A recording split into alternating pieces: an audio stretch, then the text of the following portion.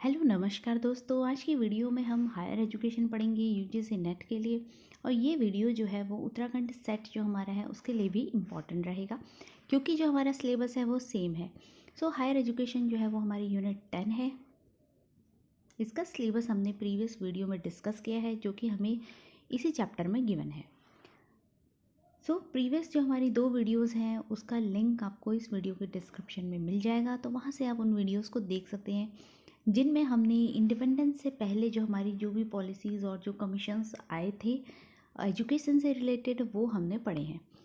Accept that जो second video है उसमें हमने इंडिपेंडेंस के बाद जो भी पॉलिसीज़ और कमीशंस कमिटी जो है वो आई हैं वो हमने डिस्कस किया हुआ है। आज की वीडियो को हम आगे बढ़ाएंगे और आज की वीडियो में भी हम कुछ जो पॉलिसीज़ और कमीशंस कमिटीज़ जो हैं उनको देखेंगे, जो कि हमारे एग्ज़ाम पॉइंट ऑफ व्यू से इम्पॉर्टेंट है। इससे प्रीवियस वीडियो में हमने एनसीटीई पढ़ा था। एनसीटीई के बारे में कुछ टर्म्स जो हैं वो हमने पढ़े थे और कमेटी पढ़ी थी, जो कि 1961 वाली है। मुदालियर कमीशन पढ़ा था। एक बार फिर से हम जो हमारा सीक्वेंस है इंडिपेंडेंस के बाद उसको रिवाइज़ कर लेते हैं, पॉलिसीज़ का जो हमारा सीक्वेंस है उसको। सबसे पहले इंडिपेंडेंस के बाद जो सबसे पहला कमीशन जो आया था वो क्या था? राधा कृष्णन कमीशन, जिसको कि यूनिवर्सिटी एजुकेशन कमीशन भी कहा जाता है, जो कि कब आया था? राधा कृष्णन कमीशन, जो कि आया था 1948 में। ये यूनिवर्सिटी एजुकेशन जो हायर एजुकेशन है उससे रिलेटेड है। देन उसके बाद हमारा आया मुदालियर कमीशन, जो कि आया 1952-53 में, 52-53 में, जो कि रिलेटेड है किससे? सेकेंडरी एजुकेशन से। देन उसके बाद हमारा है कोठारी कमीशन, कोठारी कमीशन जो कि है 1964 में। इसको हम डिटेल में जो है वो आगे वीडियो में डिस्कस करेंगे। कोठारी कमीशन ने रिकमेंड करी थी एनपीई, जो कि सबसे पहली नेशनल पॉलिसी ऑन एजुकेशन थी। एनपीई जो कि आई थी कब? 1968 में। 1968 में हमारी पहली एजुकेशन की पॉलिसी आई।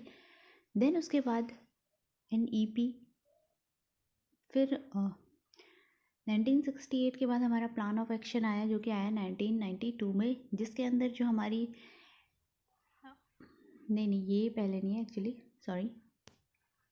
एनईपी 1968 के बाद हमारी जो पॉलिसी आई वो हमारी थी एनपीई 1986। जब एनपीई 1986 की पॉलिसी आई उसके बाद हमारा आया प्लान ऑफ एक्शन, जो कि जिसका कि काम था रिव्यू करना जो हमारी एनपीई थी 1986 वाली, उसको।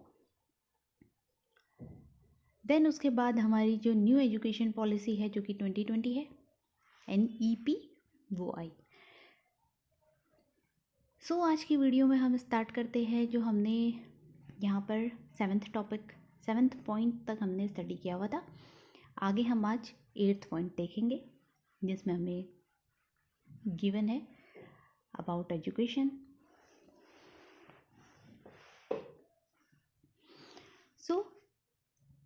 जो एजुकेशन है वो कॉन्करेंट लिस्ट में उसको डाल दिया गया था कब? 1976 में। ये हमारे एग्ज़ाम पॉइंट ऑफ व्यू से इम्पॉर्टेंट है। 1976 में इसको कॉन्करेंट लिस्ट में डाल दिया गया। कॉन्करेंट में डालने का मीनिंग क्या होता है? उसमें है कि जो एजुकेशन है वो स्टेट और जो सेंटर है दोनों की रिस्पॉन्सिबिलिटी होती है, दोनों ही एजुकेशन को देखेंगे। ये जो है अमेंडमेंट 42 अमेंडमेंट था कॉन्स्टिट्यूशन का, जिसमें इसे डाला गया, और एंट्री कौन सी थी? 25th। तो ये हमारा है रिलेटेड किससे? कॉन्करेंट लिस्ट से। देन उसके बाद 1978 there was publishing of development of higher education a policy framework approach. तो 1978 में क्या बना? Development of higher education a policy framework approach जो है वो बनाई गई। देन हमारा जो 10th पॉइंट है, government setup the national commission on teachers. National commission जो है वो टीचर्स पे बनाया गया, किसके लिए? हायर एजुकेशन के लिए, इन 1984 में। देन अब हम देख लेते हैं 11th point. During the year the UGC was implemented.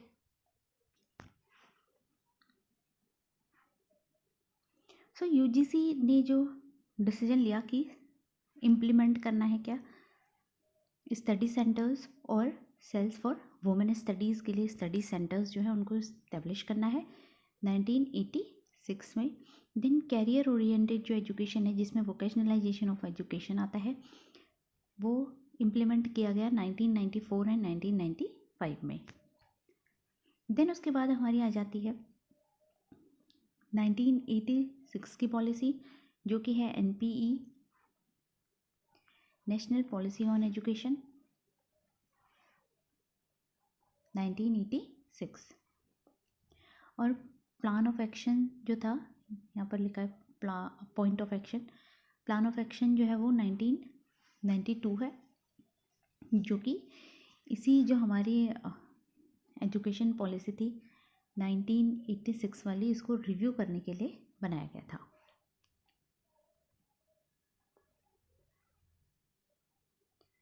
सो इसका जो मेन ऑब्जेक्टिव था वो था कि जो हमारी एजुकेशन सिस्टम है उसमें ऑल जो सारे स्टूडेंट्स हैं उनको साथ में लेकर चलना, कास्ट, क्रीड, सेक्स और रिलीजन इनसे परे होके जो एजुकेशन है उनको क्या करना, देना और क्वालिटी जो एजुकेशन है वो प्रोवाइड कराना सारे बच्चों को। सो इनका जो एम्फेसिस था वो किस पर था, प्राइमरी और सेकेंडरी जो एजुकेशन है उस पर ज़्यादा फोकस जो था इनका था। सो ये वाली पॉलिसी जो है वो तब आई जब एजुकेशन को कॉन्करेंट लिस्ट जो है उसमें डाल दिया गया था, एंटर कर दिया गया। सो कॉन्करेंट लिस्ट में एजुकेशन 1976 में डाला गया, 42 जो था वो अमेंडमेंट था। सो यहाँ पर स्कीम भी कुछ लॉन्च हुई जैसे कि सर्व शिक्षा अभियान है, मिड डे मील स्कीम है। सो NVS नवोदय विद्यालय है और केंद्रीय विद्यालय है वो भी इसी पॉलिसी के अंडर आएंगे। इसी पॉलिसी में रिकमेंडेशन थी और उसको क्या किया गया, फिर सेटअप किया गया। सो ये क्वेश्चन भी हमें बनता है कि नवोदय विद्यालय और जो KVS हैं वो कौन सी कमिटी या जो पॉलिसी है उन्होंने इसको बनाने के लिए कहा था। सो ये किसका सजेशन था, जो हमारी NPE है 1986 की उनका था। देन उसके बाद हमारा प्लान ऑफ एक्शन आया, पॉइंट ऑफ एक्शन यहाँ पर लिखा हुआ है 1992, जिसने कि इसी जो हमारी 1986 की जो एजुकेशन पॉलिसी थी उसको रिव्यू करने के लिए ये बनाया गया था कि उसमें जो जो गिवन है वो चीज़ें इम्प्लीमेंट हुई या नहीं हुई। तो सबसे पहला जो हमारा पॉइंट है कि गाइडलाइंस गिवन थी इसमें कि न्यू कॉलेजेस बनाए जाएंगे एफिलिएशन के लिए, committee set up to look into management pattern of universities, steps initiated to conduct qualifying exams to recruit university teachers। So एक स्टेप वाइज जो है वो एग्ज़ाम रखा जाएगा। The procedure to conduct the qualifying exam, so NET, SET और JRF जैसे जो exams हैं उनको कराया जाएगा, वो यहाँ पर बताया गया है। There was provision to set up management pattern of universities, management pattern का एक सेटअप जो है वो बनाया जाएगा, ये भी कहा गया है। रीडिज़ाइनिंग ऑफ कोर्सेज को फिर से रीडिज़ाइन कराया जाएगा। UGC approved schemes for academic staff colleges, performance appraisal for teachers finalised, state council for higher education finalised. Then उसके बाद डेवलपमेंट ऑफ ऑटोनोमस कॉलेजेस को डेवलप करा जाएगा। ये वाला जो पॉइंट है वो हमारी जो न्यू एजुकेशन पॉलिसी है उसमें भी गिवन है कि एफिलिएशन को ख़त्म करके धीरे धीरे ऑटोनोमस कॉलेजेस जो हैं वो बनाए जाएंगे। Establishment of state council of higher education, SCHEs जो है इनको सेटअप कराया जाएगा। सो देन हमारा 14th जो पॉइंट है इसके अंदर जो नीपा है उसके सेटअप की बात कही गई है, जिसको कि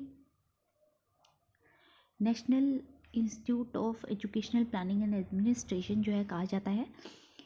ये 1961 में इसको सेटअप किया गया था और ये जो हमारा साउथ एशिया का जो रीजन है वहाँ पर एजुकेशन को उसको देखने के लिए बनाया गया था। और इसका जो ऑब्जेक्टिव था कि एजुकेशनल जो प्लानिंग और एडमिनिस्ट्रेशन है वो इसका मेन ऑब्जेक्टिव था। तो ये हमारा है नीपा। इसके ईयर्स हमें याद रखने हैं कि कौन सा जो एजेंसी है वो कब बनी और कमीशंस जो हैं उनके ईयर्स हमें लर्न करने हैं। The focus of the NPE 1986 was development of the human resources. तो इनका जो फोकस था कि वो ह्यूमन जो रिसोर्सेज हैं उनको डेवलप करना है, उनका डेवलपमेंट करना है। सो ये हमारी थी 1986 की पॉलिसी। अब इम्पॉर्टेंट कुछ कमेटी रिपोर्ट्स हैं जो कि हमें यहाँ पर गिवन है, कुछ कमिटीज़ एंड रिपोर्ट्स जिनसे एग्ज़ाम में हमें क्वेश्चन देखने को मिल सकते हैं।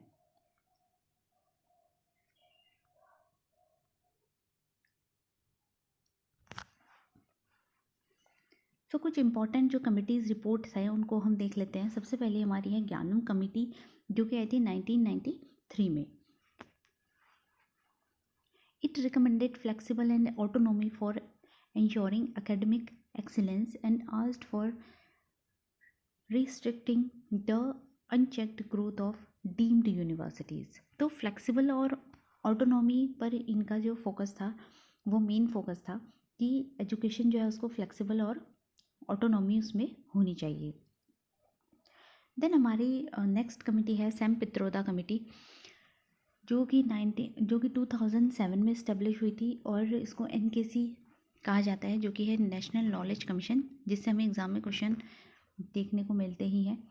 It recommended the restructuring of curricula to meet the demand of multidisciplinary professionals and criteria based resources allocation to ensure maintenance of standards and strategic preferences to promote excellence in higher education.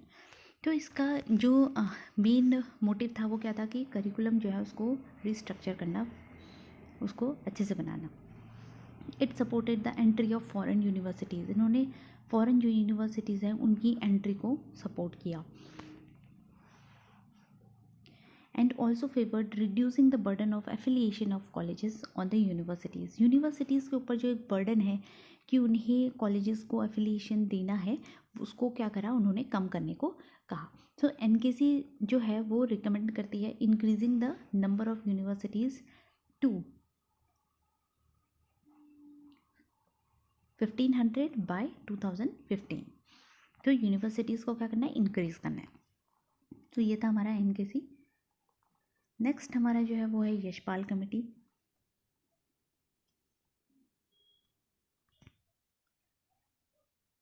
So Yashpal committee जो report है, Yashpal committee ये आई थी 2009 में और इन्होंने कुछ recommendations दी थी higher education से रिलेटेड। सो स्क्रैपिंग ही यशपाल कमेटी में सजेस्ट किया गया था कि हायर एजुकेशन की जो कुछ यूनिवर्सिटीज़ हैं उनको स्क्रैप करना है और क्रिएशन करना है कि जो यूनिवर्सिटीज़ हैं, यूनिवर्सिटी वाला पोर्शन यहाँ पर है जिसमें कि इन्होंने रिकमेंड किया कि जो डीम यूनिवर्सिटी है उनको या तो कन्वर्ट कर दिया जाए फुल फ्लेज्ड यूनिवर्सिटी में या उनको स्क्रैप कर दिया जाए। तो ये हमारा एक पॉइंट है जो यशपाल कमेटी में गिवन था। और सेकंड पॉइंट ये था कि scrapping of all higher education regulatory और मॉनिटरिंग बॉडीज़। तो जो भी हायर एजुकेशन की जो भी मॉनिटरिंग बॉडीज़ हैं और रेगुलेटरी बॉडीज़ हैं उनको स्क्रैप करके एक सुपर रेगुलेटर बॉडी जो बनानी है वो है हमारी चेयर, ये बनानी है। इसका जो फुल फॉर्म है वो है commission for higher education and research. इसको बनाया जाएगा जिसके अंदर कितने मेंबर्स होंगे, जिसके अंदर 7 जो मेंबर्स हैं वो होंगे। तो ये जो था यशपाल कमेटी में दिया हुआ था। ये जो है रिलेटेड है हायर एजुकेशन से।